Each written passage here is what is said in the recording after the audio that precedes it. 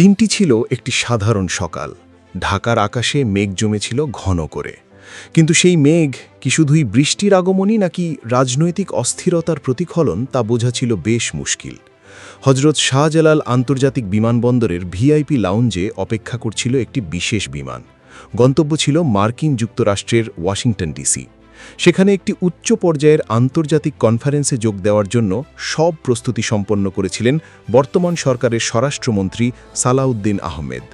তার হাত ব্যাগ গোছানো ছিল পুরোপুরি, সিকিউরিটি প্রোটোকলও ছিল রেডি। ঠিক সেই মুহূর্তে স্বরাষ্ট্র মন্ত্রণালয় থেকে একজন বিশেষ বার্তাবাহক তার বাসায় পৌঁছে গেলেন। মন্ত্রীর টেবিলের উপর জমা হলো একটি অত্যন্ত সংবেদনশীল লাল ফিতা দিয়ে বাঁধা ফাইল। ফাইলের উপর স্পষ্ট করে লেখা ছিল অত্যন্ত গোপনীয় সচিবালয় নিরাপত্তা এবং পুলিশ সদর দপ্তরের জরুরি অবস্থা সম্পর্কিত তথ্য। ফাইলটি খুলতেই স্বরাষ্ট্রমন্ত্রী চোখ আটকে গেল। মার্কিন সফরের ঠিক আগ মুহূর্তে এমন একটি গুরুত্বপূর্ণ তথ্য তার সামনে এসে পড়ল, যা দেশের সবচেয়ে সংবেদনশীল প্রশাসনিক কেন্দ্রবিন্দু বাংলাদেশ সচিবালয়ের পুরো নিরাপত্তা কাঠামোকে নতুন করে সাজানোর এক বিশাল পরিকল্পনার চূড়ান্ত বাস্তবায়ন শুরু করে দিয়েছে। এটি কোনো সাধারণ রুটিন বদলি বা ছোটখাটো পরিবর্তন নয়। এটি ছিল ২০২৪ সালের ৫ই অগস্টের মহাবিপ্লবের পর রাষ্ট্রীয় নিরাপত্তা কাঠামোকে আমূল বদলে ফেলার এক মাস্টার স্ট্রোক। বাংলাদেশ সচিবালয় দেশের শাসন ব্যবস্থার হৃদয় স্পন্দন। এখান থেকেই নির্ধারিত হয় রাষ্ট্রের সব নীতি। এখানে সংরক্ষিত থাকে কোটি কোটি মানুষের ভাগ্য নির্ধারণকারী নথিপত্র এবং রাষ্ট্রীয় গোপন তথ্য। কিন্তু স্বরাষ্ট্র মন্ত্রণালয়ের একটি গোপন অভ্যন্তরীণ তদন্তে উঠে এসেছে চাঞ্চল্যকর তথ্য। ৫ই অগস্ট ফ্যাসিবাদী সরকারের পতনের পরও বিগত সরকারের আমলে পদায়ন পাওয়া এক বিশাল সংখ্যক পুলিশ সদস্য এখনও সচিবালয়ের করিডোরে, মন্ত্রীদের দপ্তরের সামনে এবং গুরুত্বপূর্ণ প্রবেশদ্বারে ডিউটি করছিলেন। গোয়েন্দা ও সিকিউরিটি ক্লিয়ারেন্সের তথ্য অনুযায়ী এই ১৬৯ জন পুলিশ সদস্যের ব্যাকগ্রাউন্ড বর্তমান সরকারের রাজনৈতিক বাস্তবতার সাথে সাংঘর্ষিক হতে পারে। ফলে যে কোনো সময়ে গভীর রাতে বা সুযোগ বুঝে বড় ধরনের নাশকতা বা তথ্য পাচারের ঝুঁকি তৈরি হচ্ছিল। যেই ভাবা সেই কাজ। স্বরাষ্ট্র মন্ত্রণালয়ের সচিবালয় নিরাপত্তা শাখা সরাসরি পুলিশ মহাপরিদর্শক বা আইজিপির কাছে একটি কড়া নির্দেশনামূলক চিঠি পাঠিয়েছে। চিঠির মূল বক্তব্য ছিল পরিষ্কার: এদের সবাইকে দ্রুত সরিয়ে দিতে হবে, নতুন এবং শতভাগ বিশ্বস্ত ফোর্স নিয়োগ করতে হবে। তালিকায় রয়েছেন পুলিশ পরিদর্শক ৩ জন, পুলিশ সার্জেন্ট ১ জন, উপপরিদর্শক ৫ জন, সহকারী উপপরিদর্শক ১৬ জন, নায়েক ১২ জন এবং কনস্টেবল ১৩২ জন। ইতিমধ্যেই ৮২ জনকে স্পট থেকে সরিয়ে দেওয়া হয়েছে। বাকিদেরও পর্যায়ক্রমে পুলিশের লজিস্টিক লাইনে পাঠিয়ে দেওয়া হচ্ছে।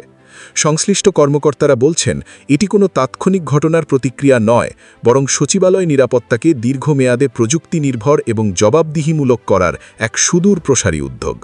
স্বরাষ্ট্র মন্ত্রণালয় সূত্রে জানা গেছে, অতীতে কেবল নাম এবং একটি মোবাইল নম্বর দিয়ে ওটিপি সংগ্রহ করে যে কেউ সচিবালয়ে ঢুকে পড়তে পারত। ভুয়া নাম ব্যবহারের সুযোগ ছিল অবারিত। কিন্তু নতুন নিয়মে সেই লুপহোল চিরতরে বন্ধ করে দেওয়া হয়েছে।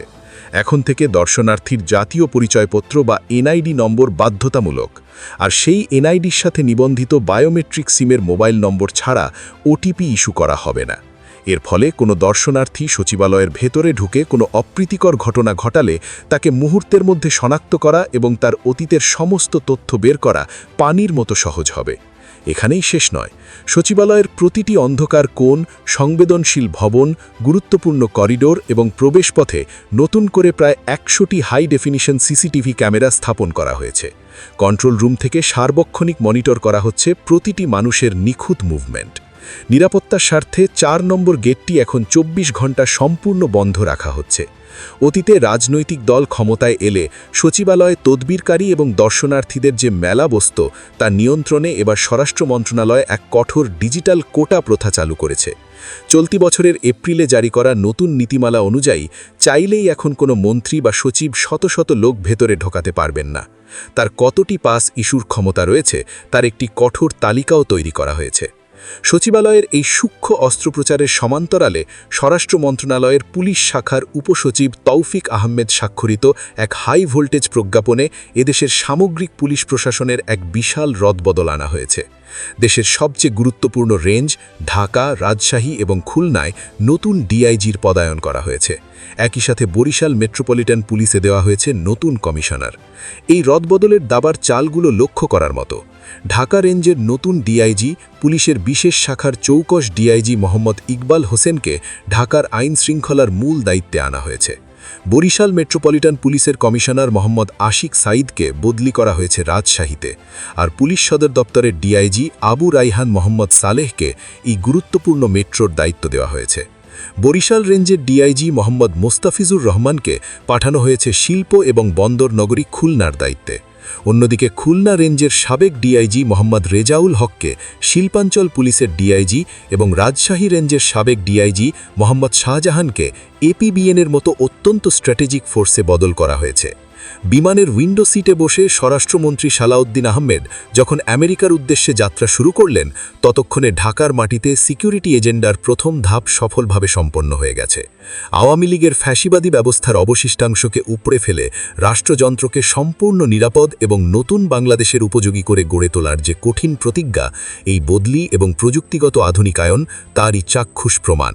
সচিবালয়ে এখন আর কোনো রাজনৈতিক আখড়া নয়, বরং এটি এখন এক দুর্ভেদ্য ডিজিটাল দুর্গ।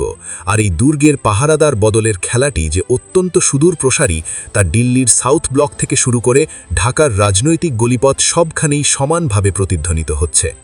এই রদবদলগুলো শুধুমাত্র নিরাপত্তা ব্যবস্থাকে শক্তিশালী করছে না, বরং পুরো প্রশাসনিক কাঠামোতে একটি নতুন ধারার সূচনা করছে। বিগত সরকারের সময়ে যে দুর্নীতি, অনিয়ম এবং রাজনৈতিক হস্তক্ষেপের সংস্কৃতি গেড়ে বসেছিল, তা থেকে মুক্তি পেতে এই ধরনের পদক্ষেপ অত্যন্ত জরুরি ছিল। নতুন নিয়মকানুন এবং প্রযুক্তির ব্যবহারের মাধ্যমে সচিবালয় এখন সাধারণ নাগরিকদের জন্য আরও নিরাপদ এবং চস্য হয়ে উঠবে। পুলিশ বাহিনীর মধ্যে যারা পুরনো অবৈধ সরকারের সাথে সম্পৃক্ত ছিলেন, তাদের শরীরে নতুন প্রজন্মের বিশ্বস্ত অফিসারদের দায়িত্ব দেওয়ায় আইন শৃঙ্খলা পরিস্থিতির উন্নতি ঘটবে বলে আশা করা হচ্ছে। এই পরিবর্তনগুলো দেশের অভ্যন্তরীণ স্থিতিশীলতা বজায় রাখতে এবং আন্তর্জাতিক অঙ্গনে বাংলাদেশের ভাবমূর্তিকেও উজ্জ্বল করবে। এই ধরনের খবরগুলো দেখে অনেকেই মনে করছেন যে বর্তমান সরকার রাষ্ট্রীয় প্রতিষ্ঠানগুলোকে সত্যিকার অর্থে জনগণের সেবায় নিয়োজিত করার জন্য দৃঢ় প্রতিজ্ঞ। তবে কিছু সমালোচকও আছেন যারা বলছেন এই বদলিগুলোর পেছনে রাজনৈতিক বিবেচনা কাজ করছে। তবুও সার্বিকভাবে নিরাপত্তা ব্যবস্থার এই আধুনিকায়ন দেশের জন্য ইতিবাচক বলেই মনে করা হচ্ছে। দর্শক, আপনি এই পুলিশ এবং সচিবালয়ের রদবদলের খবরটিকে কিভাবে দেখছেন তা কমেন্টের ঘরে জানান। আর এই চ্যানেলে নতুন হলে অবশ্যই সাবস্ক্রাইব করুন এবং বেল আইকনটি বাজিয়ে রাখুন, যাতে পরবর্তী ভিডিওর নোটিফিকেশন আপনি পান।